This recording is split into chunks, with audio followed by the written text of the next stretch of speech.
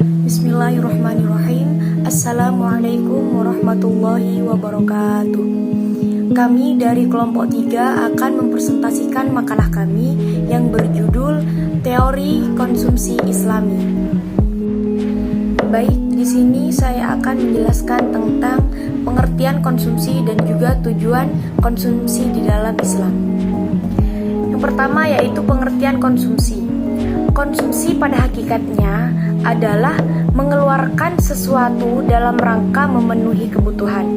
Dalam kerangka Islam, perlu dibedakan dua tipe pengeluaran yang dilakukan oleh konsumen muslim, yaitu pengeluaran tipe pertama dan pengeluaran tipe kedua.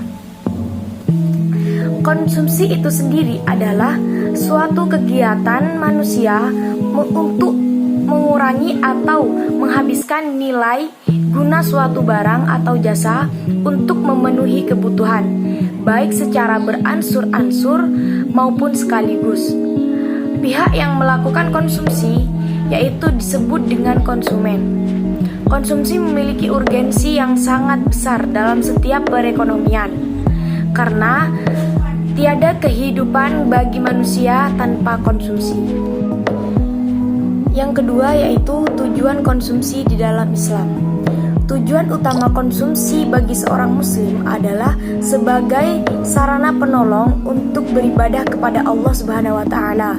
Sesungguhnya konsumsi selalu didasari niat untuk meningkatkan stamina dalam ketaatan pengabdian kepada Allah Subhanahu wa taala, sehingga menjadikan konsumsi juga bernilai ibadah.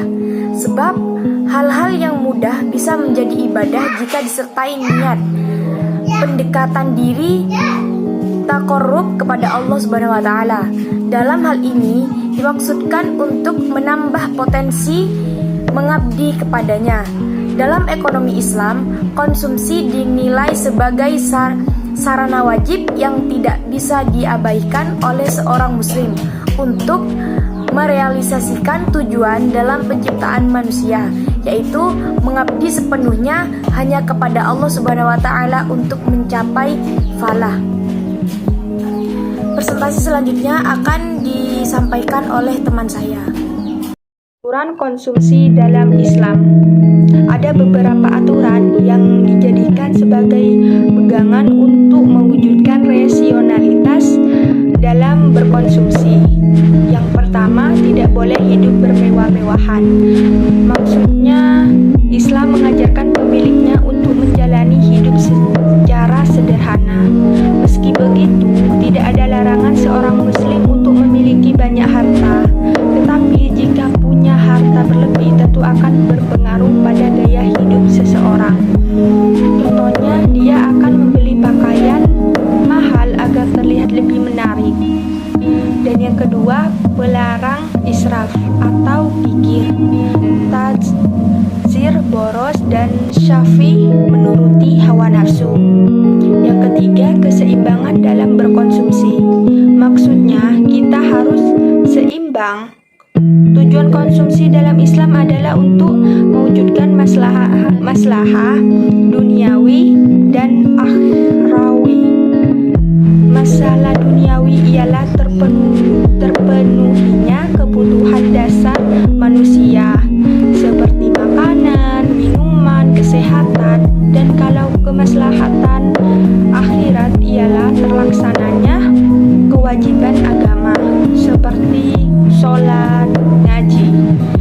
Dan yang keempat, larangan berkonsumsi atas barang dan jasa yang membahayakan atau haram.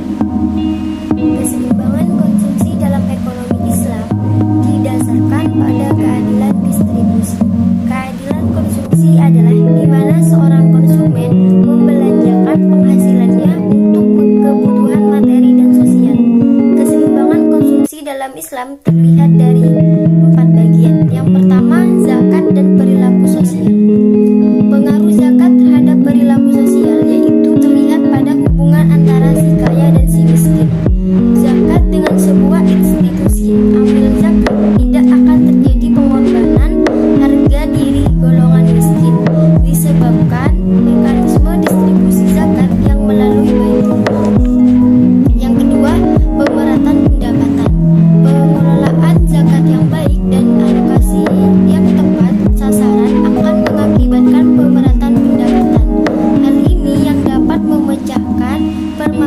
permasalahan utama bangsa Indonesia, yaitu kemiskinan. Kemiskinan di Indonesia tidak terjadi karena sumber pangan yang kurang, tetapi distribusi bahan makanan itu yang tidak merata, sehingga banyak orang yang tidak memiliki kemudahan akses yang sama terhadap bahan pangan tersebut. Yang ketiga, sumber dana pembangunan. Banyak kaum duafa yang sangat sulit mendapatkan kesehatan, pendidikan maupun sosial ekonomi. Lemahnya fasilitas ini akan sangat berpengaruh dalam kehidupan kaum termarginal. Kesehatan dan pendidikan merupakan modal dasar agar SDM yang dimiliki oleh suatu negara berkualitas tinggi. Yang keempat, kesejahteraan masyarakat. Sekarang ini negara-negara Islam hanya mampu menerapkan sebagian atau terpisah-pisah dari sistem ekonomi Islam, seperti perbankan, pembiayaan, dan asuransi syariah. Kenyataan bahwa paradigma yang sudah tersurat dan tersirat dalam ajaran Islam ini memang masih belum dioptimalkan oleh umat Islam itu sendiri karena kuatnya pengaruh ekonomi konvensional. Perbedaan konsumsi Islam, kapitalis, dan sosialis pada ekonomi Islam. Yang pertama, bersumber dari Al-Quran, As-Sunnah, dan Ijtihad. Yang kedua, berpandangan dunia akhirat. Yang ketiga, kepemilikannya individu terhadap uang atau modal bersifat nisbi. Yang keempat, mekanisme pasar bekerja menurut maslahat. Yang kelima, kompetisi usaha dikontrol oleh syariat. Dan yang terakhir, kesejahteraan bersifat jasmani, rohani, dan akal. Pada ekonomi kapitalis.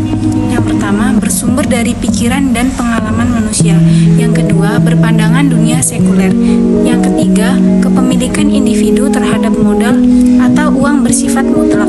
Yang keempat, mekanisme pasar dibiarkan bekerja sendiri. Dan yang kelima, kompetisi usaha bersifat bebas dan melahirkan monopoli. Pada ekonomi sosialis, yang pertama, bersumber dari hasil pikiran manusia, filsafat, dan pengalaman. Yang kedua, berpandangan dunia sekuler, ekstrim atau ateis. Yang ketiga, membatasi bahkan menghapus kepemilikan individu atau atas modal. Yang keempat, perekonomian dijalankan lewat perencanaan pusat oleh negara. Dan yang terakhir, tidak berlaku mekanisme harga